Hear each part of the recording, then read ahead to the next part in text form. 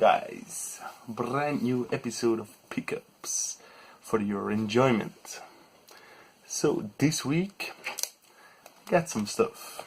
On Tuesday, I had to go to the Netherlands from work in the vicinity of Breda, and there was actually quite a lot of thrift stores there and an awful lot of game stores for such a small town. I had to work until 4:30, so only had like an hour to get around. Most thrift stores close at 5, so I only got to visit 2. Luckily, one was really close by to the place I had to work, so it was easy getting there. One of the first things I found there was this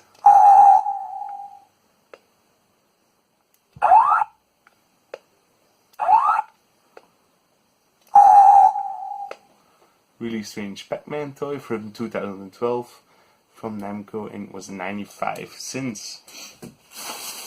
In the same thrift store I found this pretty cool looking zombies movie, Swamp Zombies. It's from, actually it doesn't say which year it's from, but it looks really homemade and pretty cool. I found one game there. There were a lot of games there, but all crappy or I already had them. Scooter Racing on the PS2. This is pretty PS1, sorry. Pretty late release from 2002. It's actually the sequel to Radical Racers. I also found this Mortal Kombat video CD, which is pretty nice. It's one of the few I still wanted and didn't have yet. And that was €1. It said $1.75 on the back, but they just charged me €1 for it. Then I visited a pawn shop.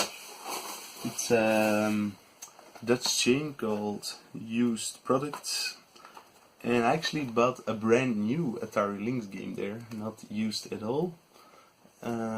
This one is, as you say, the price label says 19, but I haggled him down to 15. And I also bought this game, Pokemon, also for 15, so 30 for the two of them.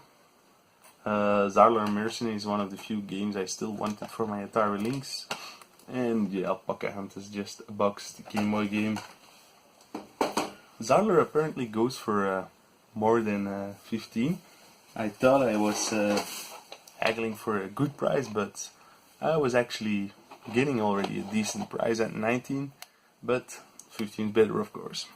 Then the only real retro game store in town is 4 Games, and I went to town there. Splurged a little bit too much because this one, Hudson Hawk, I loved the movie as a kid, so wanted to get the game. I know it's a bad game. The PAL version is quite expensive. The NTSC version is much cheaper, so maybe I overpaid a bit on this one, I don't know. Another one I wanted is Dirty Harry, $9.99, so that's an okay price. They also have really cool price labels. They come off super easy. The only problem with the store like this is that everything is in glass cases, so it's annoying to shop. And I asked, can you open this, can you open that? And after a while the guy was, you can just look up the prices online. And I'm like, what's the point of going to a store if you have to look up the prices online? Also bought some Mega CD games. This one is the second Sherlock Holmes game. I already have the first one. I think it's still sealed. Case is a bit battered up, but it's just a regular double disc CD case, so I can easily replace that. It's actually a 2-disc game, which is something you actually don't see a lot with Mega CD games. They always have the double disc case, but are rarely double disc game. Paid $9.99 for this one. I think that's a fair price for a Mega Drive game, Mega CD game. You just don't find them out there in the wild. Then I bought 2 more Mega CD games. One is has a broken case. Well, they both have a broken case. This is an American one, Prize Fighter. It was once priced at €8, now only 5. Yeah, it's one of those digital video game from True Video. So it's a motion action game and not really an actual fighting game probably. And this one is also one I've been on the lookout for, but I never find it for the right price. Microcosm and $4.99 for me for a boxed Mega CD game is the right price.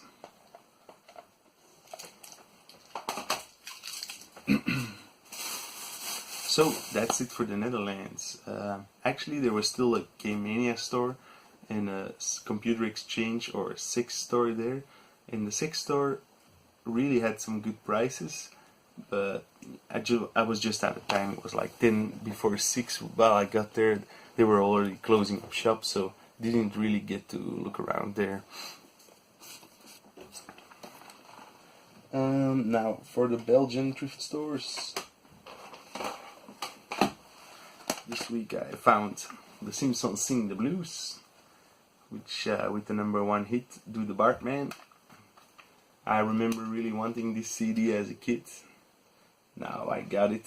Probably not ever gonna put it on, but this one looked like a really cool B-movie, Robo Warriors, and it has a sticker on the back that it's part of a box set and you are not allowed to sell it separately.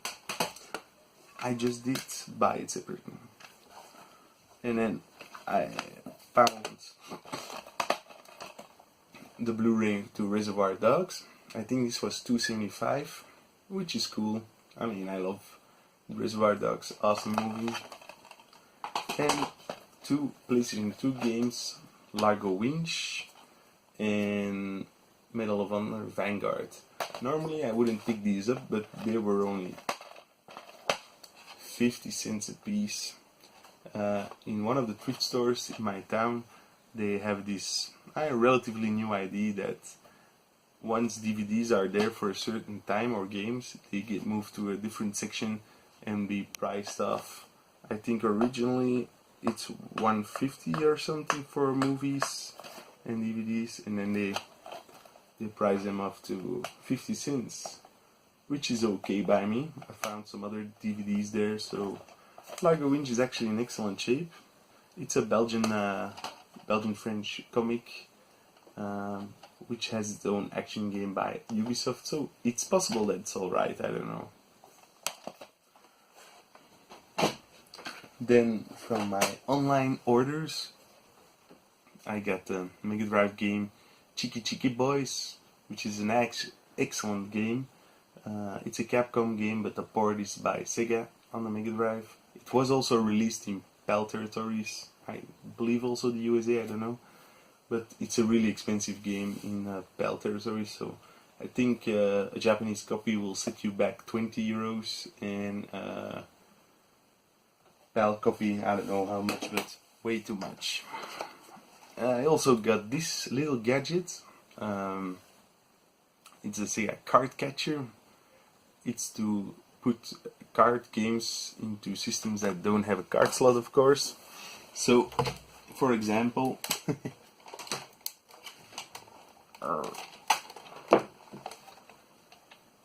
if I want to play My Hero on the SMS card on my Megajet, I use my homemade Mark III to Mega Drive adapter. Therein I put my card capture, and in there I put my card game.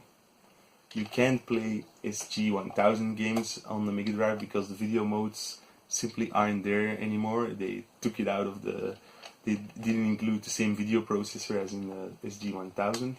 It's still present in the Master System, of course, but not in the Mega Drive or Genesis. Now, a lot of people probably wonder, will this contraption work? And yes, it does. A lot of people think the later Mega Drive hardware is incompatible with the Master System or the 32X, and in most cases it is. Like the Genesis 3, for example, doesn't have the the right traces to play Master System games, even though it's included in the processor, but they didn't exclude these functionalities from the MegaJet, which makes it a really cool system actually. Well, these are all my pickups for this week. I had another cool flea market day with Julian last Sunday, and I found some cool stuff, but we were going to make an episode together probably, so that's why I'm still leaving that stuff out. But I'll end this video with a clip of the MegaJet playing a Master System card game. As you can see, MegaJet with the card catcher, my homebrew Mark III to Mega Drive adapter. Let's turn it on. And here you can see my hero. Never really got into this game because it's actually quite difficult.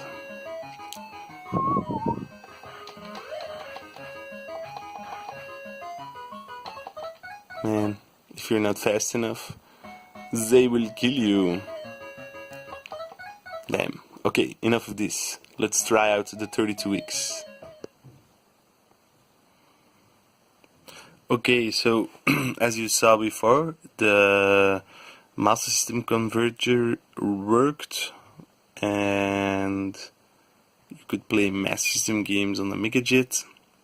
The 32X doesn't physically fit in here. You cannot attach the video cable and the 32X, but I tried to attach them with my Mega converter and it boots, but the games don't boot. So I don't know if it's due to this Mega converter or is the 32X just incompatible with the MegaJet. If I put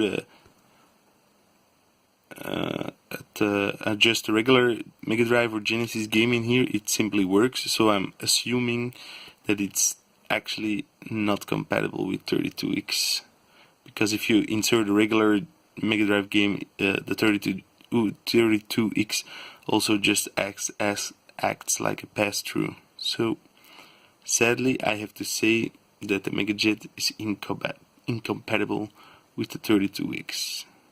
Wah, wah, wah.